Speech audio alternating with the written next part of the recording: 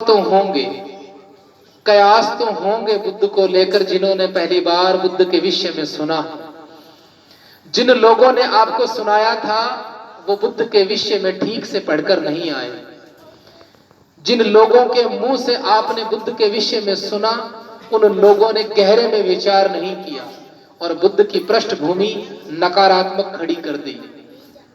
बुद्ध की पृष्ठभूमि में उन्होंने ऐसे शब्दों को कहा कि आपको सुनकर ऐसा लगा कि बौद्ध वो होते हैं जो दूसरों की बुराई करते हैं, बेहतर ढंग से कर लेते हैं, वही बौद्ध होते हैं।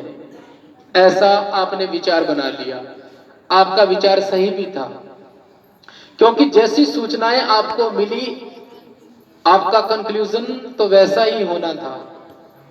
किसी का भी हो सकता है, मगर ऐसा नहीं है। बुद्ध की पृष्ठभूमि है दुख, और लोगों ने पृष्ठभूमि में क्या कहा कि जो नास्तिक होता है वो ही बौद्ध होते हैं।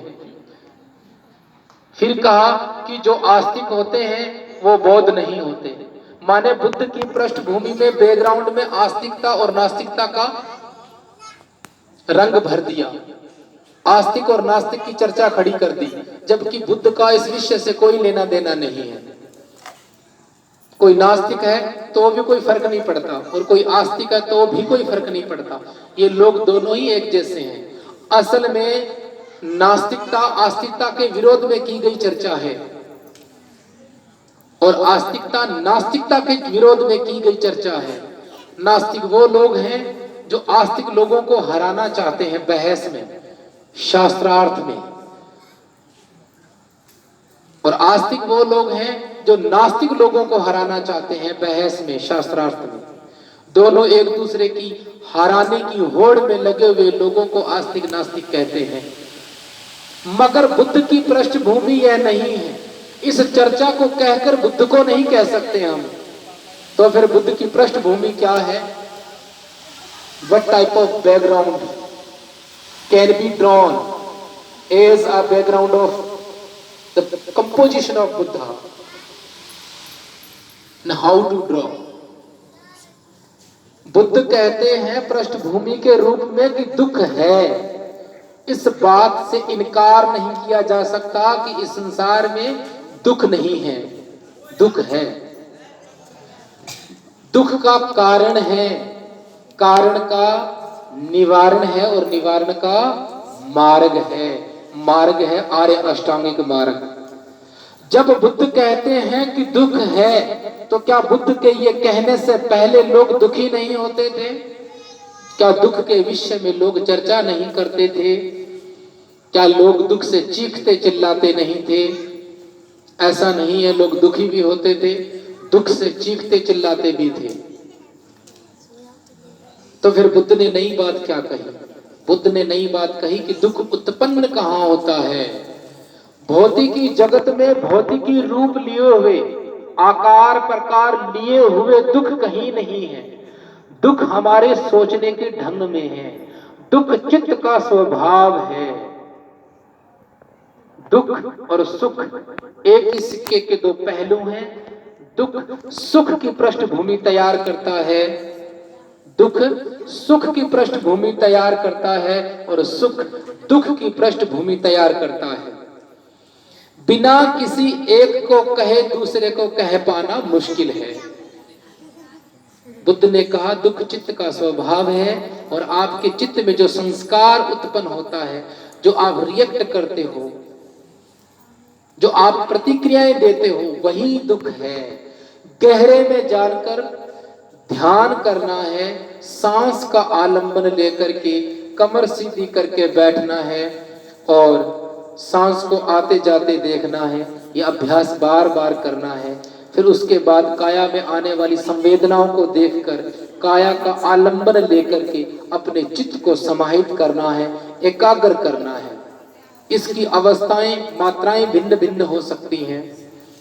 उसके बाद आप अपने आप को जानोगे कि मैं कैसा हूं, मैं क्यों हूं, मैं कहां हूं, मेरा स्वभाव ऐसा क्यों है, मैं ऐसा क्यों सोच रहा हूं, कहां सोच रहा हूं।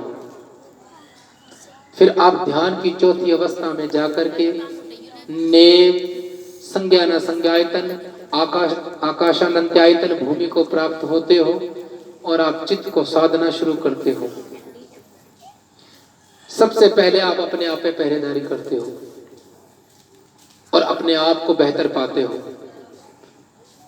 तो बुद्ध कहते हैं कि दुख जो उत्पन्न होता है उस स्थान को देखना बहुत जरूरी है और दुख बना हुआ है, इस शब्द को समझना है। दुख जो है वो बना हुआ है, माने उसमें कोई मटेरियल लगा हुआ है, वो बार बार बनता है, अकेला नहीं है, सिंगल मैटर नहीं है। ये बच्चे बैठे हैं, पढ़ा होगा ना व्हाट इज द मैटर, तत्व क्या है, तो वो किसी सिंगल तत्व से नहीं है, दूसरा उसके साथ जुड़ा हुआ है, उसकी भूमिका कहीं और से तैयार हो रही है। और जहां से वो अग्नि दुख की जल रही है, जलावन ले रही है, ईंधन ले रही है, उस ईंधन को हटा दो, फ्यूल को हटा दो, जो कार्बनिक है हटा दो, जिससे भी वो पैदा होती हो उस मटेरियल को हटा दो, दुख हट जाएगा। हटाना यही है, इसी काया में अभ्यास करके हटाना है। तो इसीलिए दुख बना हुआ है।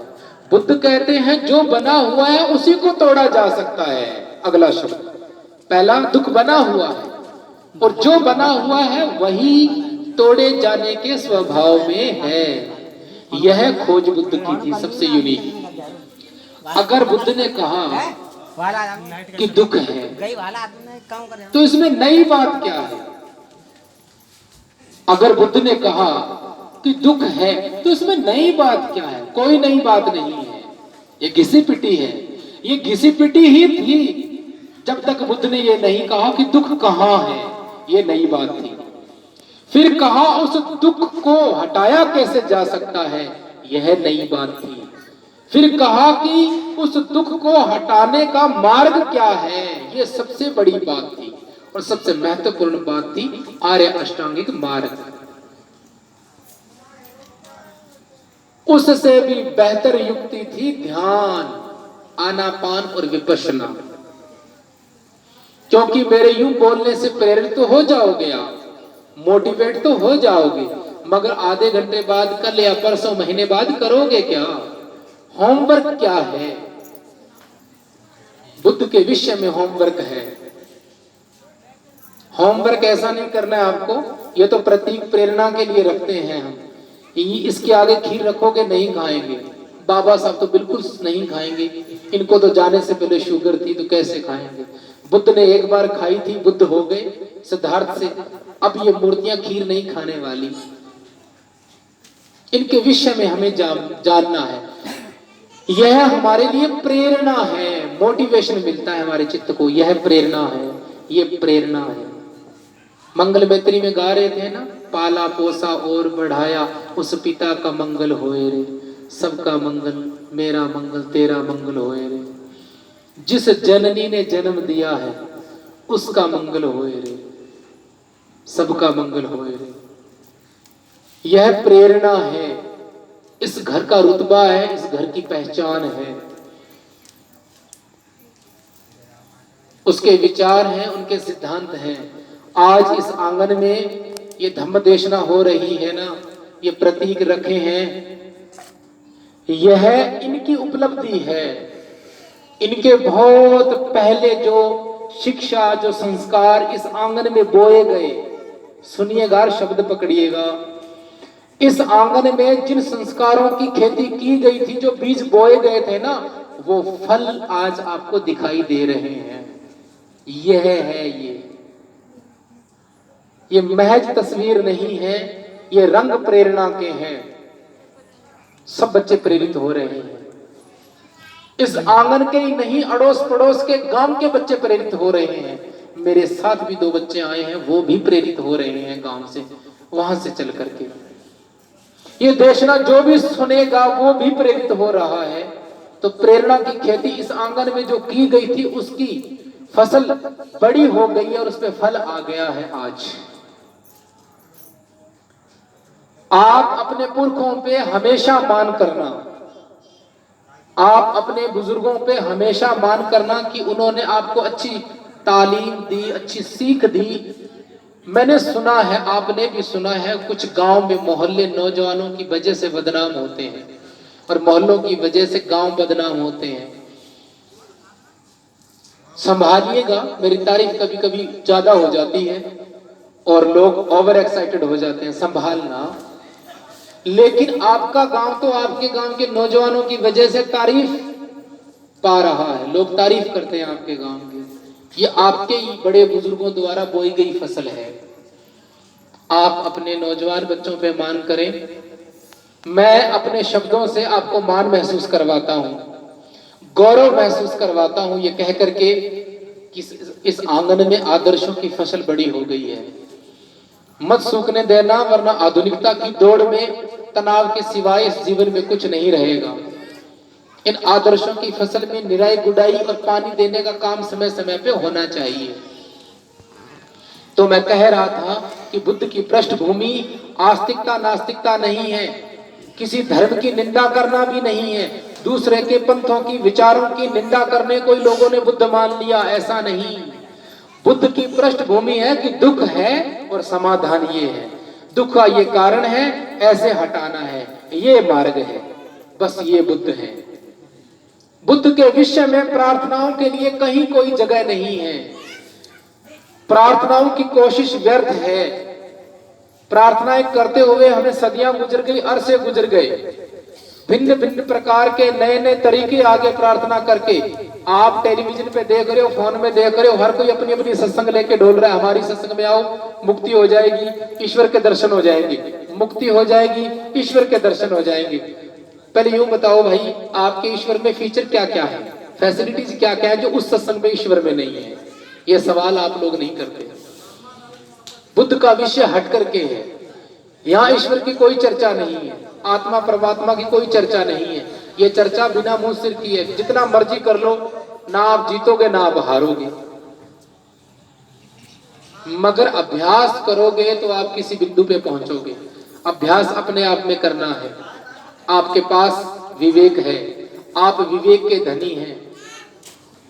इसीलिए अशिक्षित लोग हमें नहीं जानते, हमसे कोई वास्ता नहीं रखते, उनको मैं अच्छा भी नहीं लगता, क्योंकि डोरा ताबीज मैं देता नहीं, जादू मंत्र मैं करता नहीं, हाथ देकर भविष्य बताता नहीं, मुंह देकर हालात बताता हूं, तो मुझे पसंद कौन करे?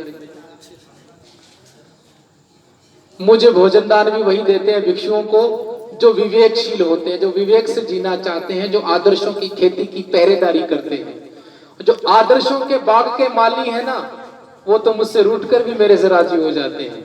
होना ही है, क्योंकि वो और हम एक हैं। अपने आप के साथ एक होना सीखना बुद्ध का मार्ग है। तो मैं एक ग्राफ बनाता हूं आपके सामने। कॉलम ए धर्म, धार्मिक चर्चा, धार्मिक यात्राएं, प्रार्थनाएं। Column B crime. दिन ब दिन आप देख रहे हो सत्संग बढ़ रही है, धार्मिक प्रवचन बढ़ रहे हैं। कॉलम ए धार्मिक प्रवचन बढ़ रहे हैं, सत्संग बढ़ रही है। जब धार्मिक प्रवचन बढ़ रहा है, सत्संग बढ़ रही है, तो इस संसार में क्राइम कम होना चाहिए, चोर उचक्के कम होने चाहिए, स्कैम कम होना चाहिए। लेकिन वो उल्टा रहा है।